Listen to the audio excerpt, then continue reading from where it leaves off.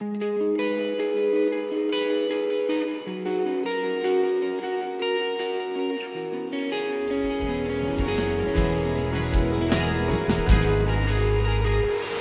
name's Captain Simon Petitt. I'm the Senior Naval Officer of HMS Queen Elizabeth. I joined in around October 2012 with about 10 people. I've now got 100 or so, looking at the ship, learning about the ship and writing the operating manual for the ship. It's very exciting. Everyone in the ship's company is really excited and of course very proud to be nominated as part of the first ship's company. So in essence I'm preparing the ship for sea, and then I hand over to Commodore Jerry Kidd, who will be the first seagoing captain, whose job it will be to drive the ship around, but also more importantly to prepare her for operations. Oh, she'll be a fantastic flagship.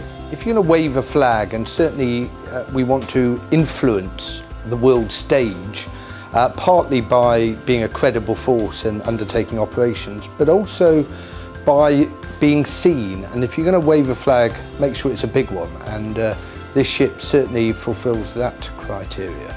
The flight deck area and the size of the ship provides a real impact on the world stage. It's 65,000 tonnes of British sovereign territory that can deliver a wealth of power to protect the nation's interests around the world. Size really matters, because if you want to deliver the sortie rate, the number of takeoffs and landings from the aircraft deck that we want, which is around 70 plus, peaking to 100 plus movements a day, you do need the size of deck to be able to orchestrate, to be able to bring all those aircraft around and get them ready for takeoff. She is a fantastic example of British engineering, British ingenuity, British innovation. The focus on this carrier is very different to everything else around the world. We've concentrated a great deal of making her both fuel efficient, reduce the through life cost, and put people at the heart of the ship so that we know how we're going to use technology to help people. And I think from that perspective, she is absolutely world-beating. But internally, within the ship itself, the most noticeable difference, I think, is the way the ship has been designed, both in terms of the layout and also the technology, to make sure that the sailors that work on her are doing the clever stuff and the stuff they need to do, rather than the stuff they have to do because there's nothing there to help it. And the reduction of manpower makes this ship extremely cost effective.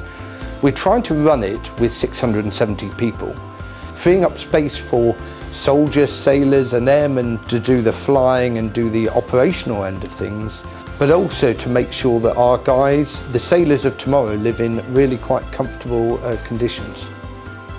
Well, no ship ever leaves service as it came into service.